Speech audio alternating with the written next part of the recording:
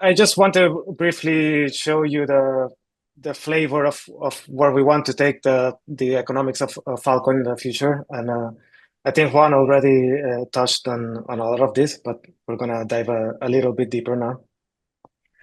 And it's mainly about right. So we're talking a lot of closing economic loops and value accrual. And yeah, I just have some pictures of how that works. Right. So how should I guess the theme I want to establish here is sort of we want to get to regenerative economics, where currently we have something that is depleting, or we have had, right? We're moving towards something more regenerative, and this is what this sort of economic loops are about. So this is how good kind of how good value accrual should look like, right? So step one, you incentivize some service providers to come by minting, right? So like here, you mint something, people will come. Then because those service providers joined, then users that are willing to pay for those services will join, right? And yeah, and as this because these paying users came, like these are able to sink value back into the system that should that can be able to offset what you minted here, right? And then you can have something that is more right, that is stable and can run by itself. So this is it's very similar. So I'm writing this and thinking a lot about perpetual motion machines, which do not work, right? So here's a nice picture of one. So the idea here is that right, so the water is dropping from this faucet here and going into the sink, and then capillary motion pulls it back up and throws it back again, right? Now this doesn't work, right? So what will happen here is that you right. So initially you might have a little stream that fills this cup a little bit, and then you have just a cup sitting there and a stream that has run out, and that's it. You don't have anything anymore, right? What you can do to make perpetual motion machines work is like make it right, interfere with it, right? So put a battery on it, right? So have external forces on it. So it's not. Yeah, this is how you can pretend it works, right? So you can power it with something hidden from outside, right? And yeah. So in this case, the analogy here, like our battery that will keep our system running like this, will be like actually accruing value from paying users. Right. So this is what this looks like without the battery. So we start this perpetual motion, and then so we start with a little stream, but it will not keep going perpetually. It will run out, right? So we filled whatever we could fill of this cup, right? And this is kind of the previous history, right? So this is a graph of overall time of storage power in Filecoin. Especially here, you have raw byte power, and you see like, okay, we started pumping out a bunch of field rewards, and we built this network of people that of storage providers who came because there's field here, right? So they came and got their field. We built this huge storage network. But it's only being supported by this faucet, which will run out. It can only run out, right, unless something else happens, right? And maybe it's starting to happen, right? So like we can only get so far with just minting a network into existence, right?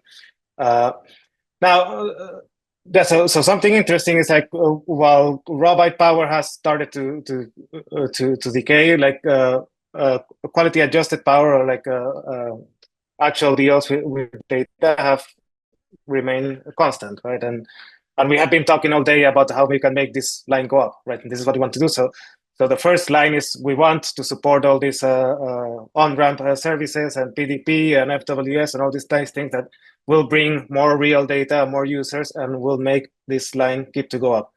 Doesn't matter if this, so this sort of represents just minting a network out of so it's okay if this continues to go down, but this one representing sort of real storage climbs up. Right?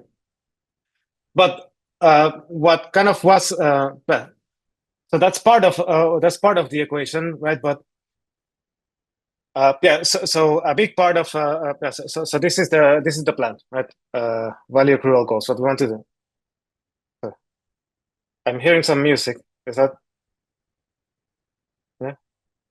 Okay. Did anyone hear that? Yeah. Anyway.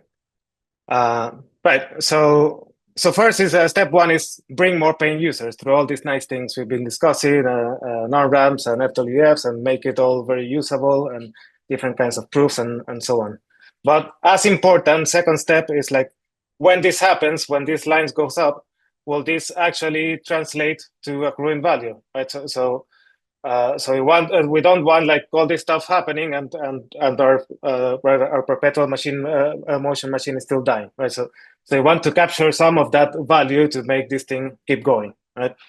Uh, but and so we yeah I just so one great step in this direction that we've accomplished recently is FIP 100, which has also been mentioned quite a bit, but so it's about this, right? So the idea is that you want to attach. So when Filecoin launched, this notion existed, right? That if there's an increased demand in data onboarding, right? So a lot of storage happens. This should mean that there will be more value accrual, more fuel consumed, and burned, right? And this was kind of true in the beginning because this like the storage proofs were directly connected to demand for gas. They consume a lot of gas. Were the main gas user. So a lot of demand means high demand for gas. So a lot of base fee burned. But with many updates in the network, this has sort of disconnected from this. And what we've seen is like, even if this demand comes, it won't do much to gas burn. And we shouldn't stop this. So we should keep optimizing gas usage. We don't want to intentionally block gas usage with these things, right? So this FIP is about attaching this value accrual to the thing itself that we want, right? So if more onboarding happens, each of these sectors being onboarded pays a fee, right?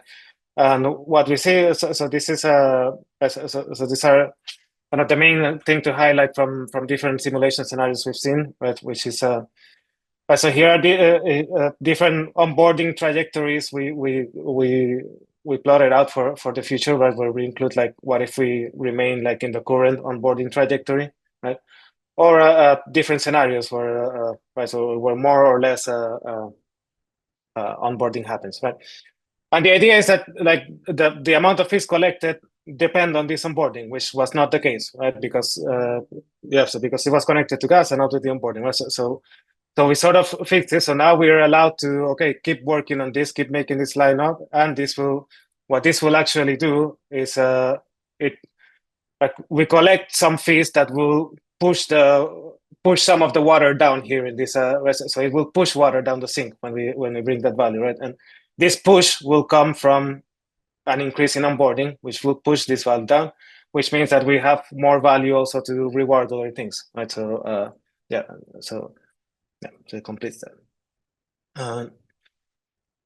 Right. So another thing that was also touched on that we're also working on, right, is the idea that we want deal payments to happen on chain, this is not necessarily the case, right? So suppose a lot of deals are happening, a lot of clients are coming to paying to store data.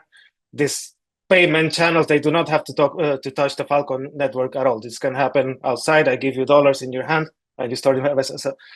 So there's nothing built in that encourages these deals to actually happen in field on chain, right?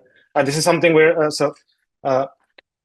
thought so this is how this looks like so this is even worse than the perpetual motion machine I just showed you before. So this is taking that faucet and not throwing it in the sink here, but throwing it outside, right? So it's sort of dumping the rewards into something that cannot even come back, right?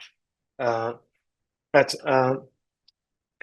right, so we so something where so one route we can take here is like, okay, let's try to change Falcon. Let's make another flip that okay, so somehow you'll be required to report your deal revenue on chain, right?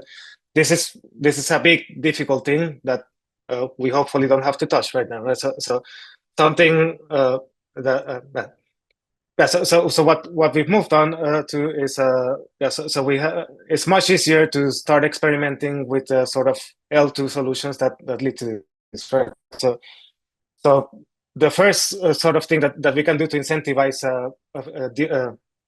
deal payments to happen on chain without actually making a FIP is to build a field plus allocator, right? So the idea that we're working on is that, okay, so we can give you data cap to superpower your sectors based on how much deal revenue you bring in field into the system. And yeah, so the idea, yeah, that's about it. Right, and yeah, this is a little water cycle. So this is what we want to get to. So we want to turn this into this, and this is what, right, so we have your tap water coming out in your home, which is minting incentives to do things, right?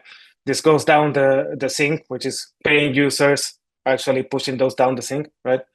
Uh, when that happens, when water is pushed down the sink, this means that the remaining water supplies here are made more valuable, right? Which means we have more value that we can pour again back the sink. Right? So this is sort of a perpetual motion machine that actually works because it has engines here, it has the sun evaporating water, right? So it has you add external forces that make this cycle actually work.